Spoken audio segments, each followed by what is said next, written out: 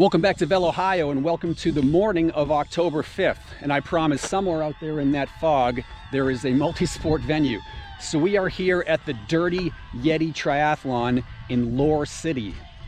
Fresh off the heels of the National Championships of Gravel for USAT Triathlon 2 weeks ago, I'm here to do another off-road gravel-focused triathlon, except that while I was signed up for the duathlon, my legs were so destroyed from nationals that I didn't think it was in my best interest to do another Olympic distance duathlon.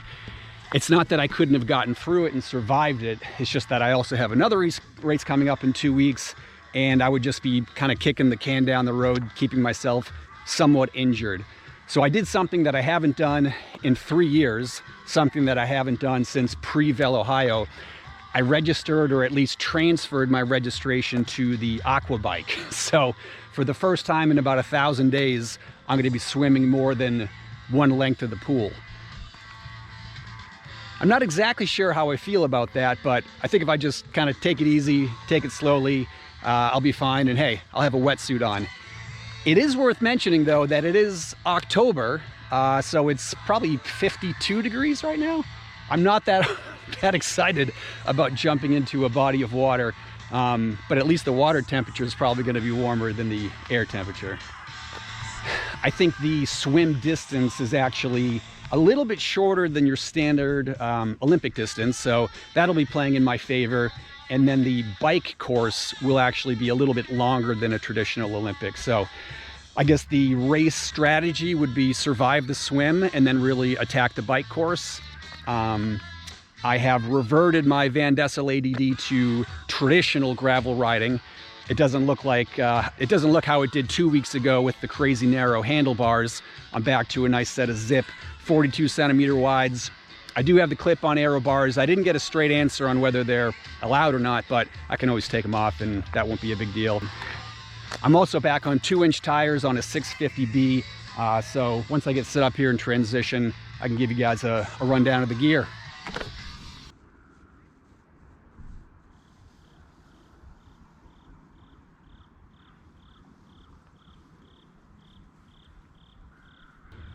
So quick rundown on the bike. Like I said, I do have the Pub Carbon C35s on there this morning in 650B size with the 27.5 by 2.0 Panaracer Gravel King slicks. So these don't have any tread. It's not typically what I go with, but it's just what I had on this wheel set. So it's wide enough. I think as long as I don't try to rip any hairpins, I'm gonna be okay. Back up at the cockpit for the first time in what seems like forever. I don't have a shockingly narrow set of handlebars, and probably for the first time in 3 years or so, I did get some new bar tape on there, so it feels like a brand new bike. I'm going to try to capture some footage for you today on that GoPro Hero 5 session. The aero bars are back in play today, and I did freshly re-wax the chain just because in Michigan in transition it got rained on for about an hour, so I needed a fresh coat. It's like 47 degrees right now. I did not figure out a good logistical way to film the swim from my point of view, so you'll have to use your imagination for that part. But I haven't ridden any gravel specifically in this area, so I guess it'll be interesting to see what the bike course looks like. I think it's like a good mix, 50-50 pavement to gravel, which is probably a decent ratio for us triathletes. And unlike Michigan, where there was, I think, 1,600 feet of climbing for the 29 miles, there will be, I think, 2,800 feet of climbing per the 28 miles. So that golden ratio that everyone looks for.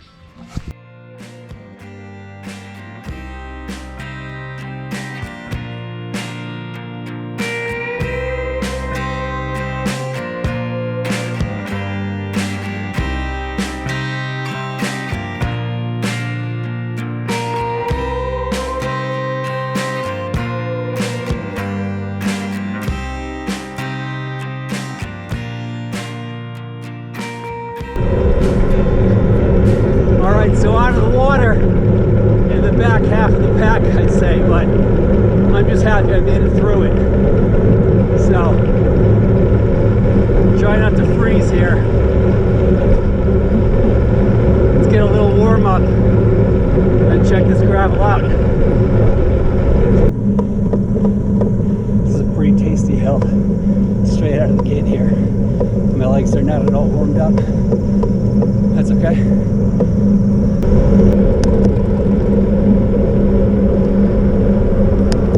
You okay?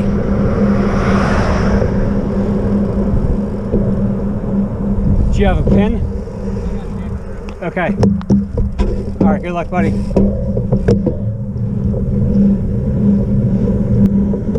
We've climbed 300 feet, 2 miles here. I guess that's at least setting us up for some downhill.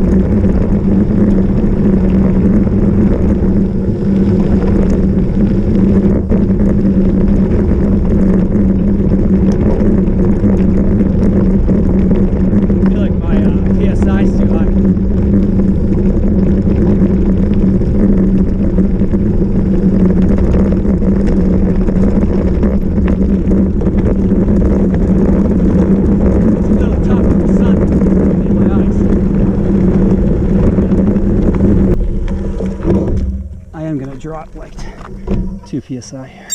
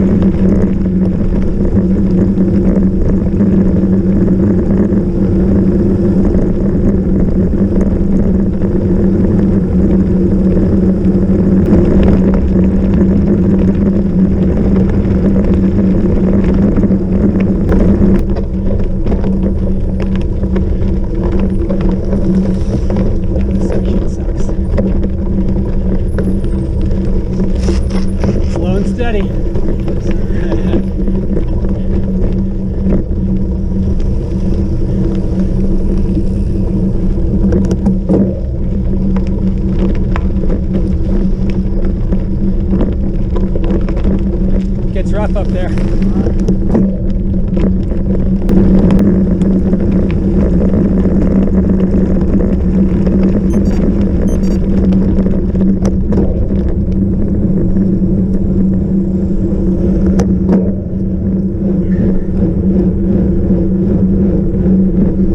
I'm finally at a point where I wish that I didn't have a long sleeve on. So as soon as I can stop complaining about being cold, I can complain about being hot.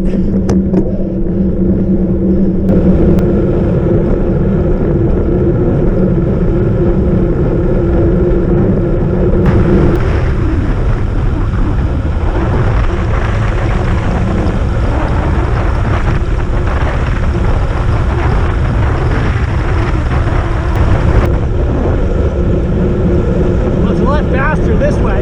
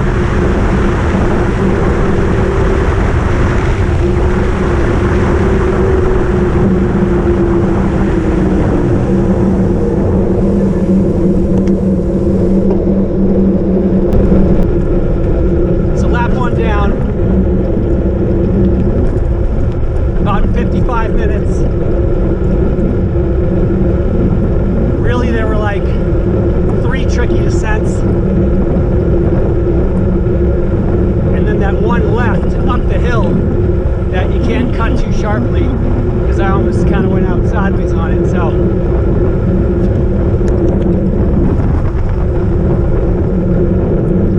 there's almost literally no one in sight behind me. Alright, so this guy's behind me, so I've got like 4 minutes on him.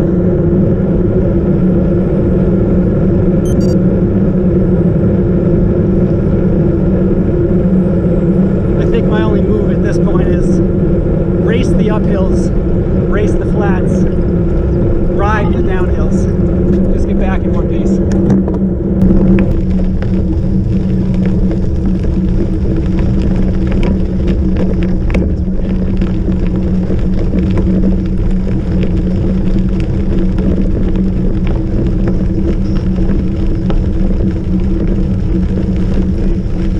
Good.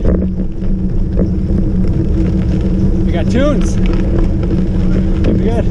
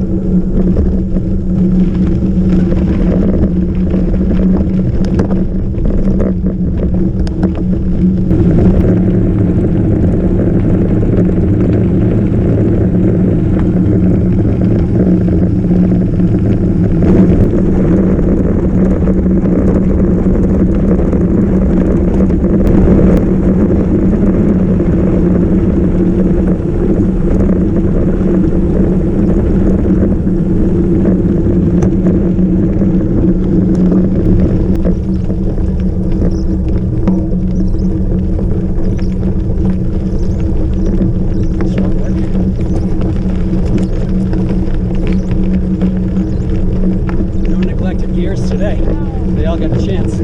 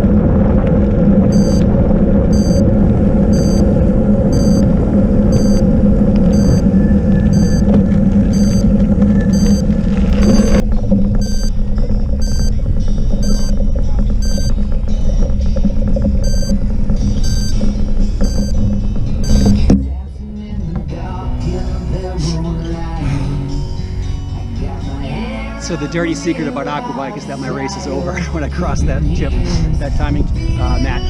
But I get to go across the ceremonial finish line, so let's go rock that baby to bed.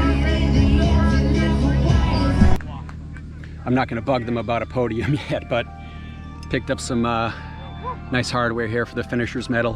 154 for the course, so a mile longer than Michigan, actually a mile shorter than Michigan, 8 minutes longer, but 1,000 extra feet of climbing. So I don't know, I'm happy with that. I'm happy that I stayed safe, and I haven't seen anyone crashed out. A lot of walkers, because I don't know, it's interesting. Triathlon's very inclusive and like family friendly in a way that, you know, crits are not. So I think people kind of gravitate toward triathlon for that. And then in the same way, gravel's very welcoming as well, but instead of the riders eating each other alive, the course conditions eat you alive. So I don't know if everyone knew what they were getting into, but I just, yeah, hope everyone had fun and that everyone stayed safe, and let's see if I can hop onto that Aquabike podium. I know they don't do any age group for Aquabike because there just aren't enough of us, so gotta beat them all.